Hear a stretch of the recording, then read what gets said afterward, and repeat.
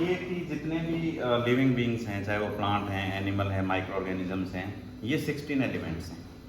कुछ एक 17th element है जो बहुत ही रेयर अभी अपन डिटेक्ट किए। इनकी from where they are coming, ये कहाँ से आए हमारे प्लांट्स को, एनिमल्स को और ह्यूमन बींग्स को, ये कहाँ से मिले, ये आप अगर देखेंगे तो बहुत सारी चीज़ें आपको क्लियर हो जाएंगी। जैसे हाइड्रोजन है, अब हाइड्रोजन का के साथ यही है कार्बन की तरह कि इसको एक इलेक्ट्रॉन ये दे, शेयर करे, ले। हाइड्रोजन की कमी नहीं है, H2O है, वाटर मॉलिक्यूल में भी हाइड्रोजन है। अपने शरीर के अंदर जितनी इंटरप्रेटरी मेटाबॉलिज्म होती है, रिएक्शंस होती हैं, हाइड्रोजन हमारी बॉडी को मिल जाता है। कार्बन है, कार्बन की एक अलग से केमिस्ट्री है, ऑर्गेनिक केमिस्ट्री जिसको हम बोलते हैं कि कार्बन के पास 4 इलेक्ट्रॉन हैं, 4 इलेक्ट्रॉन ये ले सकता है, 4 इलेक्ट्रॉन ये शेयर कर सकता है, कई तरह के एलिमेंट हैं इसके साथ अटैच हो सकते हैं। पूरी एक केमिस्ट्री है, ऑर्गेनिक केमिस्ट्री, जिसमें देखें जिसको हम कह सकते हैं कार्बन केमिस्ट्री है। और ये कार्बन कहाँ से है, ये जितने भी dead and decaying organic matter है उनसे मिल जाता है, हमें फूड से मिल जाता है, या अगर एयर के अंदर देखें तो कार्बन डाइऑक्साइड है। कार्बन डाइऑक्साइड का जो लेवल है 0.034% वॉल्यूम बाय वॉल्यूम। ये जो कार्बन डाइऑक्साइड है एटमॉस्फेयर से प्लांट्स लेते हैं और फोटोसिंथेसिस की प्रोसेस से सिंपलेस्ट ग्लूकोज मॉलिक्यूल बना देते हैं और फिर फर्दर जो कार्बोहाइड्रेट केमिस्ट्री है वो स्टार्ट हो जाती है। तो कार्बन की भी ज़्यादा दिक्कत नहीं थी। अब अपना जो ऑर्गेनिक कार्बन है मिट्टी का, वो कम हो रहा है। क्यों हो रहा है? क्योंकि हमने मिट्टी खराब की। खराब कैसे की? जो फ्लोरा है, फाना है, उसको हमने डिस्ट्रॉय कर दिया। अदरवाइज अगर उसके अंदर जीव हैं, जब तक जीव रहेंगे, चाहे वो प्लांट की फॉर्म में हो, चाहे माइक्रो ऑर्गेनिज्म की फॉर्म में हो, चाहे वो छोटे एनिमल्स हों, अगर वो चीज़ें हैं तो ऑर्गेनिक कार्बन है वो मिट्टी का बना रहेगा। और वहीं पे आके हम अटके हैं क्योंकि वो हमने जीवों को मार दिया। जो मिट्टी है, मिट्टी को हम लाइव किस लिए बोलते हैं? लाइव इसलिए बोलते हैं, इसके अंदर बहुत सारे लिविंग बीइंग्स हैं जो एक्टिविटीज़ करते रहते हैं, जिसकी वजह से जो मिट्टी है वो हमारी जिंदा है। लेकिन केमिकल्स, पेस्टिसाइड्स हैं, डायरेक्टली जो लाइफ है मिट्टी का उसको अफेक्ट करते हैं। उसके बाद ऑक्सीजन है। ऑक्सीजन का भी लेवल आप देखेंगे शुद्ध हवा है, प्योर वाटर है, तो 19.8% के आसपास एटमॉस्फेयर के अंदर है ये। और ऑक्सीजन हम ब्रीदिंग करते हैं, हम यूज़ कर लेते हैं, कार्बन डाइऑक्साइड हम छोड़ देते हैं। प्लांट के अंदर भी प्रोसेसेस होती हैं, वो कार्बन डाइऑक्साइड यूज़ करते हैं, ऑक्सीजन छोड़ देते हैं, बैलेंस बना रहता है। तो प्लांट के अगर आप रिगार्ड देखेंगे एग्रीकल्चर के पॉइंट ऑफ व्यू से, तो एग्रीकल्चर की भी प्रॉब्लम नहीं है अगर हम ज़्यादा पॉल्यूशन को नहीं बढ़ा रहे, पॉल्यूशन अगर हम नहीं कर रहे। फिर नाइट्रोजन आती है। नाइट्रोजन का जैसे मैंने आपको बताया वातावरण के अंदर काफ़ी है, लेकिन ये इनर्ट है, प्लांट्स इसको यूज़ नहीं कर पाते, हमारे माइक्रो ऑर्गेनिजम्स हैं वही यूज़ कर पाते हैं। और मिट्टी की फर्टिलिटी अच्छी है तो माइक्रो ऑर्गेनिज्म भी अच्छे हैं। माइक्रो ऑर्गेनिज्म अच्छे कब होंगे? जब हम नेचुरल फार्मिंग प्रैक्टिसेस करेंगे, ऐसी प्रैक्टिसेस करेंगे जो लाइफ को फेवर करती हैं और जैसे नाइट्रोजन है वो मिलता है। पोटासियम है, पोटासियम का भी यही है। फॉस्फोरस है। ये ऐसे एलिमेंट हैं जिनकी कमी नहीं है। बेसिकली कमी कहाँ है मिट्टी के अंदर? बहुत सारी ऐसी प्रोसेसेस हैं जिसमें ये रिकैल्सिटेंट कंपाउंड के कांटेक्ट में आते हैं, प्लांट को अवेलेबल नहीं होते, या प्लांट की जो हेल्थ है वो ठीक नहीं है, जो न्यूट्रिएंट है वो अपटेक नहीं होता। अगर देसी भाषा में कहीं कई लोग कहते हैं कि मैं बहुत खाना खाता हूँ लेकिन मैं मोटा नहीं होता, और कई आदमी होते हैं वो कहते हैं मैं तो बहुत कम खाता हूँ लेकिन मैं फिर भी फूलता जा रहा है ना। तो उसको मतलब उसको हवा पानी लग रहा है। हवा पानी लगने का मतलब ये कि जितना भी वो न्यूट्रिएंट लेता है वो सारा अब्जॉर्ब हो जाता है। और कुछ लोग क्या है कि बहुत सारा खा रहे हैं लेकिन वो अब्जॉर्ब नहीं हो रहा। हमारी बॉडी कितना अब्जॉर्ब करेगी ये नेचुरल कंडीशन है। अगर हमारी बॉडी का जो मेटाबॉलिज्म है परफेक्ट है तो वो जीनोम के हिसाब से चलेगा। हमारा जीनोम गाइड करेगा कितनी हाइट होगी, कितना वेट होगा और हमें क्या खाना है, कितने स्पीड से हमारा दिमाग काम करेगा। लेकिन अगर हमने उसको डिस्टर्ब कर दिया थ्रू हमारा जो डाइजेस्टिव सिस्टम है, इसका माइक्रोफ्लोरा डिस्टर्ब हो गया, आप एक ही एक चीज़ खाते हैं, एक ही एक चीज़ खाते हैं, तो वो एक ही तरह की कम्युनिटीज आ जाएंगी और हमारा शरीर है वो उसके हिसाब से डाल लेगा। वो नेचुरल कंडीशन में तो नहीं है। दैट्स वाई आप प्रोसेसेस करते हैं। कभी कहते हैं फास्टिंग करनी चाहिए, कई बार कहते हैं भगवान के पास जाना चाहिए, भगवान या पहाड़ों में मिलेगा या टिब्बे में मिलेगा, हमारी एक्सरसाइज हो जाएगी, मन की शांति होगी, हमारा जो मेटाबॉलिज्म है नॉर्मल होगा तो हम नेचर की तरफ जा रहे हैं। तो नेचुरल फार्मिंग के अंदर जो कंडीशन हम क्रिएट कर रहे हैं उन कंडीशंस में इन न्यूट्रिएंट्स की अवेलेबिलिटी है वो बढ़ती है। क्यों? अगर नेचुरल फार्मिंग कंडीशंस हैं तो माइक्रो ऑर्गेनिजम्स हैं, माइक्रो ऑर्गेनिजम्स हैं तो वो ऑर्गेनिक एसिड प्रोड्यूस करते हैं। ऑर्गेनिक एसिड से आपको पता है कि पीएच है वो डाउन आती है। हमारे केमिकल्स हैं, पेस्टिसाइड्स हैं, इससे पीएच हमारी हाई हो रही है सॉइल की। हरियाणा की पीएच आप देखेंगे 7, 7.5, 8 तक भी आप कुछ सैंपल्स आपको मिलेंगे। अब उस पीएच को डाउन लाना है, जो नेचुरल माइक्रोफ्लोरा है वही लेके आएगा। जैसे पीएच डाउन आएगी, न्यूट्रिएंट अवेलेबिलिटी भी रहेगी, मोबिलाइजेशन है वो भी रहेगी, जो प्लांट की और सोइल की जो हेल्थ है वो प्रॉपर रहेगी। तो आप देखते हैं कि इनकी अवेलेबिलिटी है, चाहे वो ट्रेस एलिमेंट है जिसकी हम बात कर रहे हैं, जो माइनर एलिमेंट है या मेजर एलिमेंट है दैट इज मैक्रो एलिमेंट, तो सारी की सारी जो अवेलेबिलिटी है नेचर के अंदर तब बनी रहेगी जब प्रॉपर तरीके से बायो जियो केमिकल साइकिलिंग होगी। बायो जियो केमिकल साइकिलिंग हो रही है, एलिमेंट्स हैं वो प्लांट से सोइल में, सोइल से दोबारा प्लांट्स में, माइक्रो ऑर्गेनिज्म से एनिमल्स में, और पूरा साइकिल बनता है जिसको आप फूड चेन, फूड वेब है उसके थ्रू आप देखते हैं ये एलिमेंट्स हैं सारे के सारे मूव करते रहते हैं। अगर ये मूव करते रहें तो इन्वायरमेंट के अंदर कोई प्रॉब्लम नहीं है और हमारी जो कंडीशन है वो नेचुरल फार्मिंग की कंडीशन हमने अचीव कर ली है। उसके बाद जैसे नेचुरल फार्मिंग आप कर रहे हो तो हमारे ये बैक्टीरिया हैं या माइक्रो ऑर्गेनिजम्स हैं जो रोल प्ले कर रहे हैं। राइजो बैक्टीरिया, राइजो मतलब रूट, जो जड़ के साथ है। अब जड़ के एक जोन होता है 1 सेंटीमीटर का चारों तरफ, कि वहाँ पे मैक्सिमम एक्टिविटीज़ होती हैं। ये जो एक्टिविटीज़ हैं ये इन्फ्लुएंस करती हैं पौधे को। जब वहाँ पे माइक्रो ऑर्गेनिज्म ज़्यादा हैं तो इसका मतलब ये है कि वो पौधा है उसके ऊपर कोई भी बायोटिक या एबायोटिक स्ट्रेस आएगी तो ये माइक्रो ऑर्गेनिजम्स उसके कम्बिनेशन में काम करेंगे। जब ये माइक्रो ऑर्गेनिज्म रूट के साथ नहीं है, इनका नंबर हमने कम कर दिया केमिकल्स की वजह से, पेस्टिसाइड की वजह से, तो फिर जो प्लांट है वो लोनली फील करता है, अकेला है। जब तक खुश है, उसके ऊपर कोई तनाव आया, चाहे वो लाइट इंटेंसिटी का है, चाहे वो ड्राउट की वजह से है, चाहे वो साल्ट की वजह से, या कोई भी तनाव जैसे आएगा उसको वो झेल नहीं पाएगा। लेकिन उसके साथ माइक्रो ऑर्गेनिजम्स हैं तो वो मिलके काम करेंगे और कोई भी स्ट्रेस आएगी, चाहे वो बायोटिक स्ट्रेस है चाहे वो एबायोटिक स्ट्रेस है, उसको वो कंट्रोल कर लेंगे। ऐसे फाइलोबैक्टीरिया है वो पौधे के पत्ते के साथ है। अब जितने पत्ते हैं हमें लगता है कि भाई ये तो बिल्कुल क्लीन है, क्लीन नहीं है। अगर आप माइक्रोस्कोप से देखेंगे तो उसके साथ बहुत सारे माइक्रो ऑर्गेनिजम्स एसोसिएटेड है। जब आप नेचुरल फार्मिंग कर रहे हो तो ऐसे ऐसे माइक्रो ऑर्गेनिजम्स हैं जो उसकी कई तरह से हेल्प कर रही हैं, जिसको हम बोल रहे हैं फाइलोबैक्टीरिया। ऐसे बैक्टीरिया जो उसकी शूट के साथ हैं, उसके लीव्स के साथ हैं। एंडोफिटिक हैं, वो टेम्परेरी घर बनाते हैं। अब कुछ क्या है कि परमानेंट बनाते हैं, कुछ एसोसिएटिव टाइप के हैं, और ये हैं एंडोफिटिक। ये प्लांट के कांटेक्ट में आते हैं, प्लांट इनको कुछ खाने को देता है, ये अपनी एक्टिविटीज़ करते हैं और एक स्ट्रक्चर बन जाती है टेम्परेरी, उसके अंदर ये रहते हैं। ये फॉल्स स्ट्रक्चर्स हैं जो एंडोफिटिक बैक्टीरिया हैं, वो प्लांट के कॉम्बिनेशन के साथ हैं और प्लांट की एक तरह से हेल्प कर रहे हैं। फ्री लिविंग, जैसे मैंने आपको बताया, एजोटोबैक्टर है, एजोफोकस है, ये आपको मिट्टी में मिलेंगे, किसी टाइम भी देख लें, चाहे हम उसको आइसोलेट कर सकते हैं, ये अपना काम है वो करते रहते हैं। सिम्बायोटिक एग्जाम्पल दिया हमने, राइजोबियम, एसोसिएटिव टाइप जो हैं हमारे एजोस्पाइरलम, और माइक्रोराइजा जो आप समझते हैं। बेसिकली इसका ओरिजिन हुआ roots of higher plants plus fungus.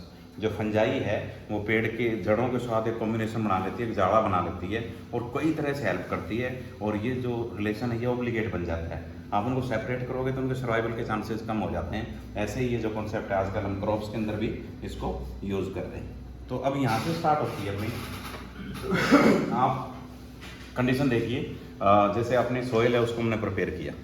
अब किसान है वो अपने खेत का मास्टर है, उसको पता होता है कि अब बीज डालेंगे तो उगेगा, अब डालेंगे तो अब नहीं उगेगा। क्यों? कि बहुत सारी सालों से वो काम कर रहा है, उसको पता है कंडीशनिंग ऑफ सोइल। जैसे ही उसने मिट्टी तैयार की, बीज को डाल दिया, और बीज जर्मिनेशन से पहले थोड़ा टाइम लेता है, इंक्यूबेशन पीरियड जो होता है, उस टाइम के अंदर वो क्या होता है, सिग्नलिंग होती है। उसके अंदर वो सेंस करता है मिट्टी के अंदर मॉइस्चर कितनी है, मॉइस्चर कम ज़्यादा है तो सीड है वो ग्रो करेगा, एप्रोप्रिएट है तो बिल्कुल सही टाइम पे वो ग्रो करेगा। अगर मिट्टी के अंदर पैथोजेंस है, फाइटोपैथोजेंस हैं, तो उसकी जो जर्मिनेशन है वो अफेक्ट होगी। मिट्टी के अंदर साल्ट है तो उसकी जर्मिनेशन अफेक्ट होगी। न्यूट्रिएंट का लेवल क्या है, बहुत ज़्यादा है, बहुत कम है, तो इसकी जर्मिनेशन है वो डिले होगी या अर्ली होगी। मतलब परफेक्ट जर्मिनेशन कब होगी, जब परफेक्ट कंडीशंस होंगी। अब इस कमरे में कोई स्मेल आ जाए तो हम इजीली नहीं बैठ पाएंगे, सोचेंगे कोई स्मेल आ रही है, कुछ जल रहा है, अनईजी लगेगा। या कहेंगे कि इस कमरे में सांप है तो अपना ध्यान आधा उधर रहेगा, आधा इधर रहेगा, फिर देखेंगे, है ना, हम डिस्टर्ब हो गए। जो प्लांट है जब वो सीड है जर्मिनेट कर रहा है, अगर हम उसको बीच बीच में डिस्टर्ब कर रहे हैं तो उसकी जर्मिनेशन प्रोसेस है वो अफेक्ट हो जाती है। सारी कंडीशंस नॉर्मल हैं तो वो सीड है वो जर्मिनेशन स्टार्ट करता है, हाइपोकोटाइल निकलता है उसके अंदर और रेडिकल निकलता है। तो जैसे ही उसकी जड़ निकलनी स्टार्ट होगी, रूट एक्जुकेट्स निकलेंगे, पानी निकलेगा, श्राव है ऐसा होगा जिसके अंदर न्यूट्रिएंट्स हैं, और वो न्यूट्रिएंट्स है उसके अंदर बहुत सारे वोलेटाइल कंपाउंड हैं, जल्दी से वो डिफ्यूज़ कर जाएंगे और यूजफुल बैक्टीरिया है उसको बुलाएंगे, सिग्नल देंगे। जैसे आप आवाज़ मार के बुलाते हैं तो उनको सिग्नल मिल जाएगा कि आ जाओ। जो यूजफुल बैक्टीरिया है उसकी रूट के कॉन्टैक्ट में आएंगे, और जो पैथोजन बैक्टीरिया है उनको कोई रिस्पॉन्स नहीं मिलेगा। कोई आसपास आने की कोशिश करेगा लेकिन पौधा है उसको ऐसे दिखा रहा है तू अनजान है, तो ये नेचर के अंदर ये प्रोसेस होती है। अगर वहाँ पे ज़्यादा यूजफुल बैक्टीरिया होंगे, इमीडिएटली कॉन्टैक्ट में आएंगे और वो न्यूट्रिएंट्स को खाएंगे और उनका नंबर है बढ़ेगा। अब रूट बढ़ती जा रही है, रूट एक्सुडेट छोड़ती जा रही है और साथ के साथ जो बैक्टीरिया है उसका नंबर भी बढ़ता जा रहा है, और जितनी रूट फैलेगी उसके साथ सारे के सारे माइक्रो ऑर्गेनिज्म से फैल गए। अब लाइव चीज़ है, बाहर से दवा कितना डालेंगे, है ना।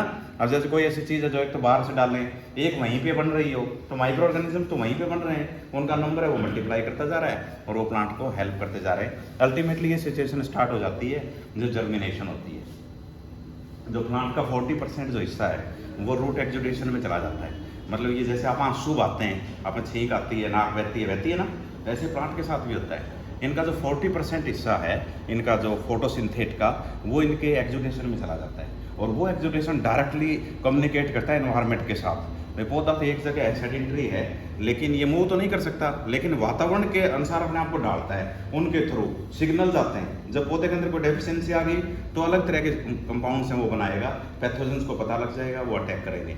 जब डेफिशिएंसी नहीं है तो अलग तरह के मॉलिक्यूल हैं, पैथोजेंस उसके पास भी नहीं आ पाएंगे, ऐसी कंडीशन क्रिएट हो जाती है। तो नेचुरल फार्मिंग में ये चीज़ बहुत रोल प्ले करती है कि पौधा है, उसकी जो इम्यूनिटी है बड़ी स्ट्रॉन्ग है, वो ऐसे ऐसे मॉलिक्यूल बना रहा है जो पैथोजेंस को अट्रैक्ट नहीं कर पा रहे। जैसे वीक हुआ तो पैथोजन को अट्रैक्ट करेंगे। नेचुरल फार्मिंग कंडीशन है, कोई स्ट्रेस आ जाती है तो पौधा सिग्नल देता है अपने माइक्रो ऑर्गेनिजम्स को, माइक्रो ऑर्गेनिजम्स हैं वो उसकी हेल्प करना स्टार्ट कर देते हैं। तो पौधा कभी भी लोनली फील नहीं करता और उसके चाहे बायोटिक स्ट्रेस हो चाहे एबायोटिक स्ट्रेस हो, दोनों में वो हेल्प करेगा। अब ये कैसे हेल्प करें माइक्रो ऑर्गेनिजम्स पौधे की? बायोलॉजिकल नाइट्रोजन फिक्सेशन हम डिस्कस कर चुके हैं कि बायोलॉजिकल नाइट्रोजन फिक्सेशन होती है through symbiotic, free living, associative type, बहुत सारे माइक्रो ऑर्गेनिजम्स हैं, बैक्टीरिया स्पेशली, जो बायोलॉजिकल नाइट्रोजन फिक्सेशन करते हैं। फॉस्फेट सॉल्युबलाइजेशन, फॉस्फेट की जैसे मैंने आपको बताया कि कोई कमी नहीं है अर्थ के ऊपर, जैसे कंक्रीट है, पत्थर है, हिली एरिया है, चट्टानें हैं, जितनी भी चीज़ें हैं इनके अंदर फॉस्फोरस है, लेकिन वो फॉस्फोरस है इनऑर्गेनिक फॉर्म में, पौधे को अवेलेबल नहीं हो पाता। जैसे हमारे घर में कच्ची गेहूँ रखी हुई है और उसको हम कच्ची खाएं तो इट्स नॉट पॉसिबल। हम उसका आटा बनाएंगे, उसकी प्रोसेसिंग करेंगे, चपाती बनाएंगे, ब्रेड बनाएंगे, वो खा सकते हैं, तो अवेलेबल फॉर्म में आ गई। ऐसे जो इनऑर्गेनिक है वो अनअवेलेबल फॉर्म में है, उसको अवेलेबल फॉर्म में कन्वर्ट करना है। हमारे शरीर के अंदर आयरन की कमी हो जाए तो हम आयरन रोड नहीं खा सकते, लोहे की बनी हुई चीज़ हम नहीं खा सकते। हम कौन सी चीज़ खाएंगे? जैसे पालक है या कोई फ्रूट है जिसके अंदर आयरन है, तो वो हमारे बॉडी के अंदर अब्जॉर्ब होगा। ऐसे ही अवेलेबल फॉर्म में कब कन्वर्ट होता है ये जो फॉस्फोरस होता है, ये जैसे ही ऑर्गेनिक एसिड के कॉन्टैक्ट में आता है तो ये फॉस्फेट में कन्वर्ट हो जाता है, PO4-। जो फॉस्फेट है वो अवेलेबल फॉर्म है, प्लांट उसको फॉस्फोरस की तरह से ले लेगा। उसके अलावा फाइटो हार्मोन प्रोडक्शन है, हम 1 मिनट में हंसने लग जाते हैं, रोने लग जाते हैं, खेलने लग जाते हैं, खुश होते हैं, निराश होते हैं। हमें कौन कंट्रोल कर रहा है? किसी को देख के अपना मूड खराब हो रहा है, किसी को देख के मूड ठीक हो रहा है, हमें मतलब कौन कंट्रोल कर रहा है? ये केमिकल्स कंट्रोल कर रहे हैं। कौन से केमिकल हैं? ये हार्मोन्स हैं। कई बार आप कितने इमोशनल हो जाते हैं, बोल भी नहीं पाते, कौन कंट्रोल कर रहा है? ये अपने हार्मोन्स कंट्रोल कर रहे हैं। और बॉडी अगर बिल्कुल नॉर्मल सिचुएशन में है तो सिचुएशन के हिसाब से ये हार्मोन बनेंगे और बॉडी को कंट्रोल करेंगे। खुशी है तो हम खुश नजर आएंगे, अगर दुख है तो हम दुखी नजर आएंगे, अगर हम बीमार हैं तो पता लग जाता है दोषी। ये हार्मोन हमारी बॉडी में बनते हैं, ये हार्मोन प्लांट्स की बॉडी में बनते हैं। प्लांट को वो डिस्क्राइब करते हैं कि कब प्लांट्स है उसके अंदर फ्लावरिंग होगी, कब फ्रूट्स लगेंगे, कब मेच्योरिटी आएगी, कब हम उसकी हार्वेस्टिंग करेंगे। सारा सिस्टम है ये कंट्रोल कर रहा है हार्मोन।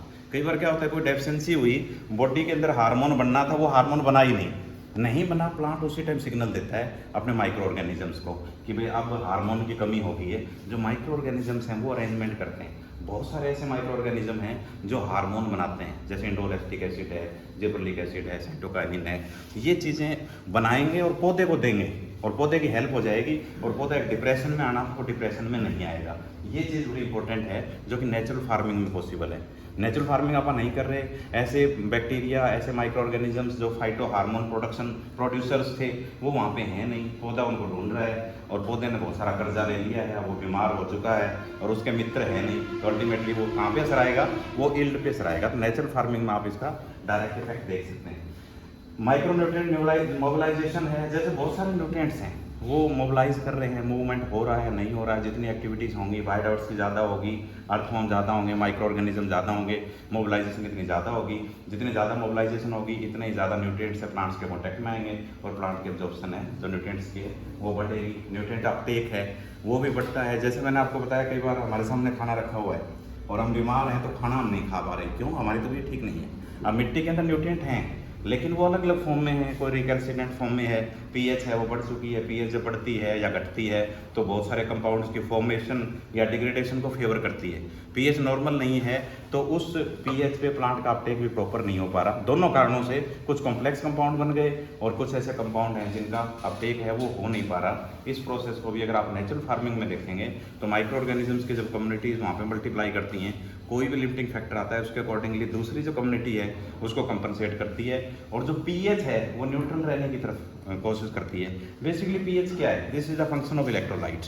इलेक्ट्रोलाइट का एक फंक्शन है, पीएच है घटती है बढ़ती है। बेसिकली क्या है? ये एक पैमाना ही तो है, कोई चीज़ कितनी खट्टी है कितनी कड़वी है। अगर नॉर्मल है न्यूट्रल है, जैसे पानी है, पानी की पीएच कितनी है? 7। जैसे कोई एसिड है उसकी पीएच कितनी है? 7 से कम। कोई क्षारीय है, बेस है, अल्कली है, उसकी पीएच कितनी है? 7 से ज़्यादा। ये पीएच है, बहुत सारे कंपाउंड्स की फॉर्मेशन है या उनके आयनाइजेशन है, ये अफेक्ट करती है डायरेक्टली बहुत सारे मेटाबोलाइट्स और जो एनर्जी प्रोसेसेस हैं उनको ये अफेक्ट करती है। तो उससे जो न्यूट्रिएंट अपटेक है वो अफेक्ट होता है डायरेक्टली प्लांट का फ्रॉम सोइल। डिजीज मैनेजमेंट, अब डिजीज को मैनेज करना कि डिजीज आए ना, हमारे पास बहुत सारे तरीके हैं भाई वो हमारे खेत के अंदर डिजीज ना आए। एक तो ये है कि जो पेस्ट है या इंसेक्ट है उसको डायरेक्टली पकड़ पकड़ के निकाल दें। ऐसा हो सकता है ना कि बहुत बड़ी चीज़ है, कोई मान लिया खेत में बंदर आ गए या कोई ऐसी चीज़ आ गई या बड़ा कीड़ा है उसको पकड़ के हमने निकाल दिया, वो भी एक मैनेजमेंट हो गई। या हमने उसको मार दिया फिजिकली, वो भी एक मैनेजमेंट होगी। या उसको जहर दे दिया, वो भी एक मैनेजमेंट हो गई। या वो आए ही ना, उसको आप अट्रैक्ट ही ना करें, ये भी एक मैनेजमेंट होगी। तो कई तरह की प्रोसेसेस हैं जो नेचुरल फार्मिंग में काम करती हैं, उसमें डिजीज मैनेज हो जाती है। एक तो जैसे मैंने बताया कि जो वोलेटाइल ऑर्गेनिक कार्बन्स हैं, ये ऐसे सिंथेसिस होते हैं कि वो पैथोजेंस को अट्रैक्ट ही नहीं करते, आएंगे नहीं। दूसरा कोई कोई लिमिटिंग फैक्टर हो जाएगा, वो क्लाइमेटिक कंडीशन का हो सकता है, वो न्यूट्रिएंट्स का हो सकता है। जब कंपटीशन होता है, एक फाइटोपैथोजन है, एक नॉर्मल माइक्रो ऑर्गेनिजम्स है। फाइटोपैथोजन और नॉर्मल माइक्रो ऑर्गेनिज्म के कंपटीशन में जो एक नॉर्मल माइक्रो ऑर्गेनिज्म है वो सर्वाइव करेगा, क्योंकि उसको नाइट्रोजन तो चाहिए नहीं, वो एटमॉस्फेयर से ले रहा है। बहुत सारी ऐसी चीज़ें जो इधर उधर से उसकी पूरी हो रही हैं, लेकिन पैथोजन को तो पका पकाया चाहिए। जब उसको पका पकाया वहाँ पे ना मिलेगा तो वो मल्टीप्लाई नहीं कर पाएगा। जो डिजीज इंसिडेंस आना चाहिए था वो डिजीज इंसिडेंस होगा नहीं, ऑटोमेटिकली जो डिजीज है उसका मैनेजमेंट होगा। ये एक इंटीग्रेटेड प्रोसेस है, बहुत सारी प्रोसेसेस हैं मिलके वहाँ पे जो डिजीज है उसको मैनेज करती है। अपने खेत के अंदर डिजीज आएगी।